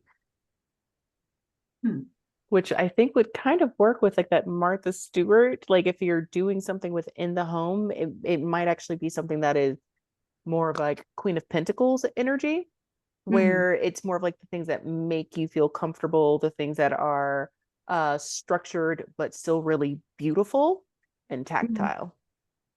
Yes. And who is B. Smith? I don't know who that is. I had to look that up too. Oh, Apparently, she's a restaurateur. Like she makes home cooked meals and has restaurants. But she has restaurants and home decor, stuff like that. Oh, okay. Thank you. Yeah, very like homey things, You might as well say she was the, if this means anything, she was like the Black Martha Stewart. Okay. Got it. Okay. Yeah. Okay. Well, thank you. Oh, you're very welcome. Yeah, of course. And like I said, I will make a resource sheet. Actually, I'm gonna write that down right now. I will make a resource sheet of all of the resources that I have that I would recommend. And I will send them out myself through my email list. I'll send them over to Courtney, and we'll make sure that you all get access to that. Absolutely. Yeah. And I'll do a newsletter once I get that from the Tucked and Tarot platform, as well as how to get the recording for tonight. So you'll have two places that you'll be able to get all the additional information once we're wrapped up. Yes. And Jessica in the chat said, if you download your chart, you could put it in chat GBT and ask it any questions you want about your chart. For example, I asked what the best places would be for vacation. It told me awesome places. I've always felt like visiting. It's pretty cool. Yeah. Yeah. Similar to Google, I always like recommend with Google or chat GBT, take it with a grain of salt, but I have also experienced some good feedback from Google and chat GBT at times. Because ChatGPT, I'm assuming, takes from Google. So yeah, I would say take with a grain of salt, but like if there are things that resonate, that land, that make sense, that's a great opportunity to then dive into that aspect of your chart, or that thing that Google said, or that thing that ChatGPT, like these are all amazing tools to help us learn. So I definitely think we should pursue them and move forward with them. And Jessica did put in her Mad Lib. So Oh, she wrote, I have a Leo second house, which means I approach money with creativity. The ruler of my second house is the sun, which is in my 12th house. Since Gemini is in my 12th house, my approach to making money, let me get down here, might involve behind the scenes activities, possibly through various intellectual pursuits. I am a private preschool teacher, but I run all social media accounts for the school where I create different types of videos of the kids, like learning styles, day-to-day school routines, how to help their emotional development, and of them just having fun. I also teach the arts and crafts club. I think that is actually like the most accurate way to use that energy. It's pretty awesome. You did it, Jess. I am so happy for you. Yes, the 12th house is also media as well, like movies, media, stuff like that. So the fact that you run social media accounts and make content like that also comes into play a lot. And Gemini is early learning. Like it literally is like preschool, elementary school, middle, high school. Like it's early learning. So, girl. That's awesome. And then Ryan, I see your hand up again, love. Just a quick question. So I just joined recently. Was there a recording for the first house session that Yes. we can go back to? Okay, awesome. I just want to catch up. So Yeah, thank of you. course. Thank you for this. This is awesome. Oh, you're very welcome. I'm so happy that you enjoyed. Yes, I know that Courtney posts the Oh, replays. mine? No, I was on my phone for I literally just switched back. It's still going kind of slow. Okay. Glad you're here. Glad you're back.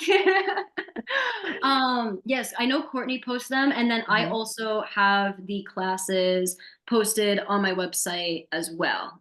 So they're definitely accessible. I did a first house, like your chart ruler, and then before that we did astrological traditions. So earlier we were talking about Placidus, whole signs. I actually dove into the differences between Placidus and whole sign, how to pick one, where to start. So I have like a very introductory to just astrology as a whole. And then we go into the houses. Then we went into the first house. Now we're doing the second house. So all of that is available through Courtney and I. So Yeah. you'll never miss it. No, you won't. And then also on mine, I like to create not YouTube playlists for each one of the panelists.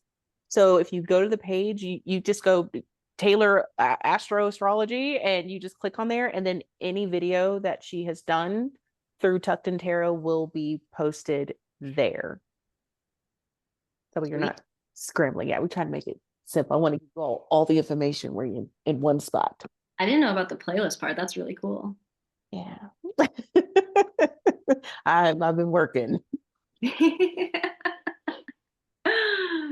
All right. So I do have a lovely surprise for everyone who attended tonight. Are there any other questions before we move on? Or I guess before we wrap up? I do have one question. So in mine, I have Aries in my second house, but I also have the North Node in my second house.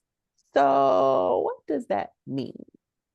So the North Node is indicating that this energy in your chart is a little bit out of your comfort zone.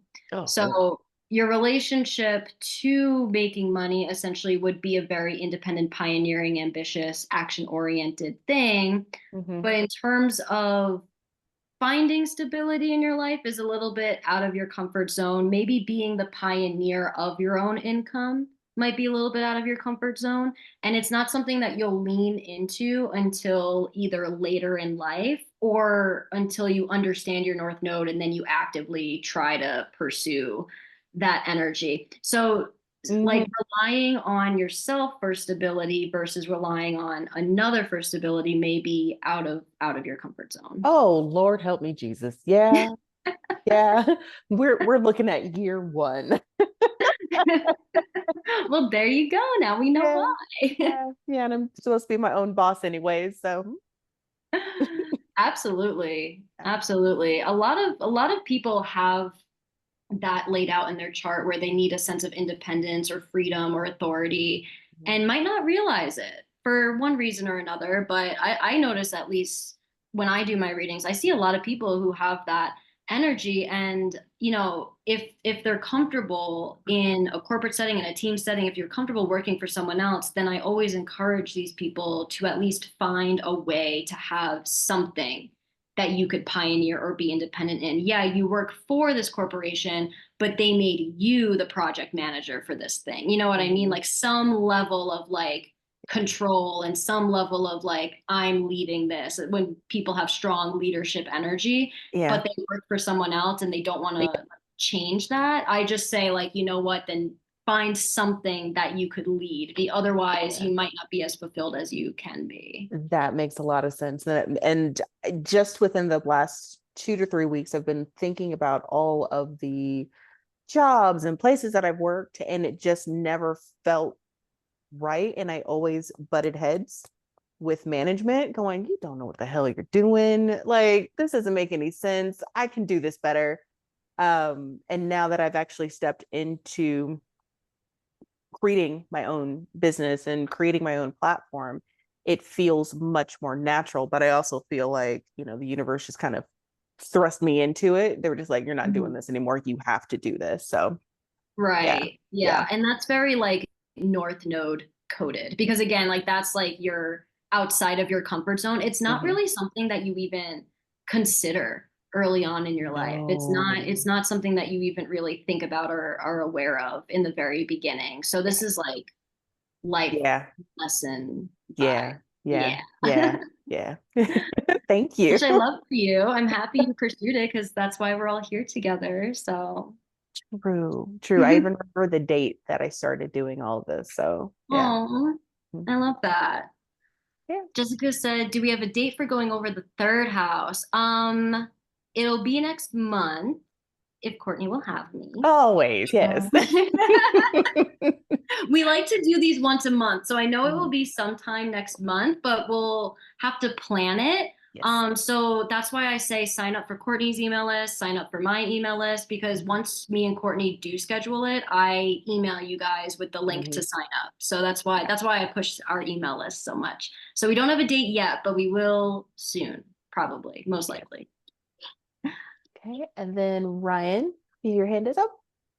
I have something that I feel like I'm being convicted to share. Have you guys considered using this in a corporate environment from an HR perspective to identify employees and their strengths and their weaknesses? Because we spend a lot of money investing in our staff and employees to find out what drives them, because we want to retain employees. And this something, for some reason, something just kicked in my mind when you guys just had a conversation. Like, this is perfect to be able to advertise and market to a corporate environment, to say, here's my leadership team, find out their birthdays, and here are your strengths and weaknesses and where you should be. You should be in operations versus you should be in marketing versus you should be in sales. Just a thought I needed to throw out there that I felt like I needed to share. That was it. So I'm so glad you did. And that's brilliant, because a lot of places use personality assessments. And some would argue that astrology is essentially a personality assessment within itself. And my master's thesis on the Enneagram is a personality assessment. So I actually conducted research in a lab about and working with clients with the Enneagram and identifying strengths, weaknesses, and what that means for them, and what they want and what they need, and what makes them healthy and what makes them not healthy. And I just got really excited when you say that, because I agree with you 100%. I think that there's so much more room for growth for HR or jobs or whatever to ethically, provide, either astrological services or do the personality tests, and to really see, again, like where strengths and weaknesses are. So, I mean, pitching it to more corporations, I think that's a good idea, personally. considering, like, for me, I've been in it for so long, I've seen so many different types come through, but this explanation kind of was 95% to the point of how I am and how I function in my profession. And it kind of reaffirms, okay, I'm in the right role. I just need to be in a more caring, nurturing role And I can only imagine what it can do for so many other people who are just working for a paycheck versus finding something they're passionate about and Yes. go to work every day and enjoy going to work every day because they do something they love and it's because it's who they are. So I see Yeah. a lot of potential in it. So just wanted to share.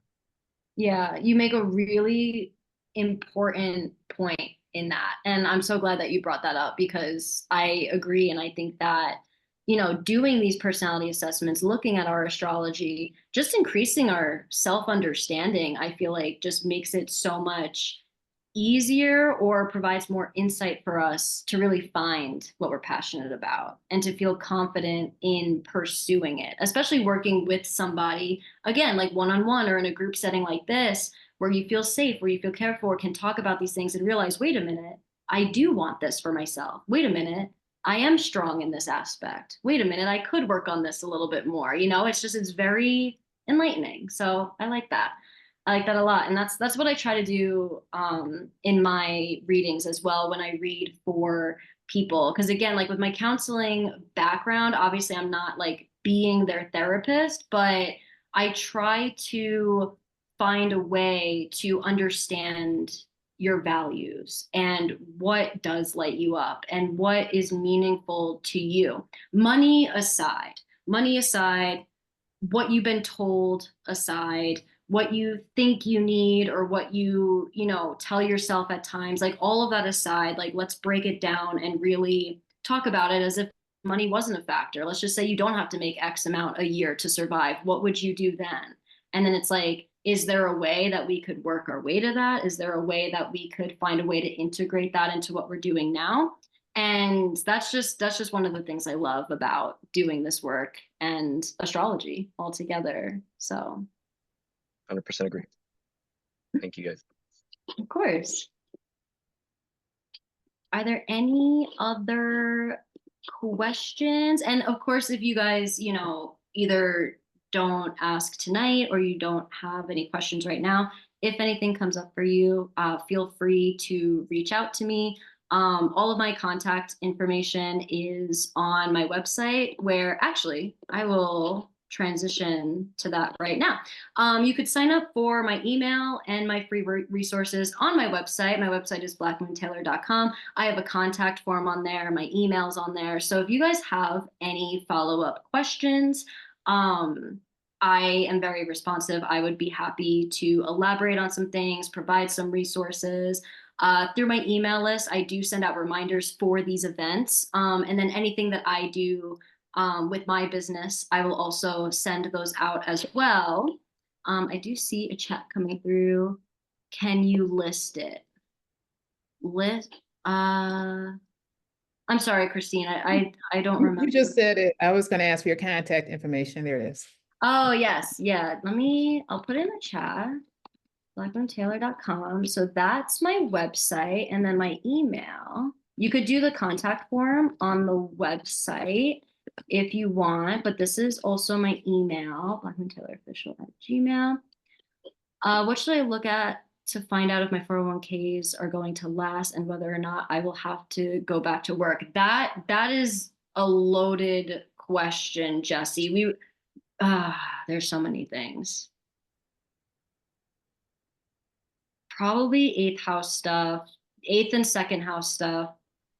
Honestly, my answer to that is your whole chart, because there's a lot going on. Your whole chart, and then the transits, because transits, and we could do a thing on transits too, talk about timing of things. When certain planets are going to aspect your chart to make certain things happen or influence certain things to happen. So I would say your whole chart, which I know is not super helpful, and then the transits. It's really hard to tell if 401ks are going to last. I also personally would have to look into that as well. I personally would have to understand 401ks better than I do right now to even be able to talk about 401ks. I'm a typical 26-year-old. I don't really know what goes into a 401k, to be entirely honest with you. Like, I'm just, that's just like where I'm coming from. So I also need to educate myself to be able to fully answer that question. But I would be happy to look into it and figure it out. Thank you. You're very welcome. But that being said, in terms of looking into things, so I appreciate you guys so much for coming to these panels, for participating, for being just who you are in this amazing community. On my website, blackmoontaylor.com, when you sign up for emails, you do receive a welcome email. And it's basically like, welcome to Black Moon Taylor, welcome to everything that I do. And as a gift for the people that attended this panel specifically, and that are here to witness this, for, I guess, a limited time, we will say, there is a code in the welcome email if you wanted to order a breakdown of something in your chart. And I will record it to you and send it to you, and it's free. It's a free resource. So if you wanted to get some extra help in looking at your second house, if you want extra help in looking at any of your houses, if you have a specific question about your chart, anything that comes up for you for your astrology related to this panel or not, I would be more than happy to assist you further. And like I said, when you sign up for emails, that code will be sent to you through the welcome email. To all the homies in the Black Moon Kingdom that are already a part of the community, if you just punch in your email again, you'll get that code. So you'll receive it. And it's especially for everyone who attended this panel. I'm not advertising that anywhere else. So for everyone who is here and stuck around and is still here right now, or watching the replay in the near future, that resource is there for you. I am available for questions. Thank you. I signed up for your email. Yay! Thank you so much. So informative. Can't wait for the next one. Thank you, Christine. Me too. And if you guys want to hang out with me on TikTok, I post a lot of astrology and tarot content there, as well as content from my books that I write. I do write a lot, and I do email out some free resources of books that I write myself. If you want to give me a follow on TikTok and turn my notifications on, you could hang out with me while I go live. I go live to do readings. I go live to have story time with my book. I go live to answer questions. I go live to hang out with the community. It's very casual, it's very chill, it's very fun. So if you want to follow me on TikTok, we could hang out there as well. Yes, everyone sign up for her email. She has her own folder in my email. Oh, Jess. Yay, Black Moon Kingdom Sub Club. Yes, if you subscribe on TikTok, I do free tarot readings for you as like a thank you for subscribing. It's a fun time. We have Sub Club, we have the Kingdom, we have everyone that hangs out regularly. It's a really amazing time. Courtney comes in and hangs out with us, all the time too. So if you're really there for Courtney, which we totally understand, then she's there sometimes too. But yeah, so that is what I have for you all. If you need me to send out any links or anything else, Michelle said Taylor is spot on with readings. Oh, thank you, Michelle. Thank you. Here, let me pull myself back up again. But that is what I have for you guys today. Thank you, Taylor. Oh, you're very welcome. Thank you for having me. Thank you for listening to me talk for like 2 hours. Well, it's always a pleasure to have you come on and teach, because you make this so easy to understand. And it is really, truly a gift. So thank you so much for coming on and us getting to know each other's communities. And we will absolutely be doing this again. So I cannot wait for next month. Yeah, me too. I'm super excited to go through the houses and make our way around and then put them all together in like a whole big thing. I'm so excited, and I appreciate you, like you said, sharing your platform with me, Courtney. Like, I truly think that you created such a beautiful thing for people, like even just the atmosphere and like how inclusive and welcoming everyone is. I think it's so impressive that you built this, and to be a part of it and to be invited means the world to me. I was literally just telling my partner the other day that how much of an honor it is to be your friend and to know you. So I love you a lot, and I appreciate you, and thank you for having me as always. It truly is just wonderful. Like, I look forward to it. Oh, thank you. I love you too. Ooh, girl, what happened? My ring light turned off. That was weird timing. And there's like, it said enough of that. I know. They're like, wait a minute. No more sappiness. Well, before we head out, does anyone have any last minute questions or comments for Taylor before we leave for the evening? I just Rachel's wanted to say thank you so very much. I have a long way to go with this astrology stuff, but I do appreciate it, and you made this part understandable. So thank you. Oh, you're very welcome. I'm so happy to hear that. Happy learning. I'm excited for you and your journey. Ryan's giving applause. I saw the reaction. All right. Thank you. Sending the positive, just thank you and appreciation and gratefulness. Thank you very much for this. Thank you for you and Courtney and just the community here. It's been a refreshing part of this journey that I'm going on. So thank you guys. Oh, you're very welcome. Thank you for being here. Right. Okay. Well, we will go ahead and wrap that up.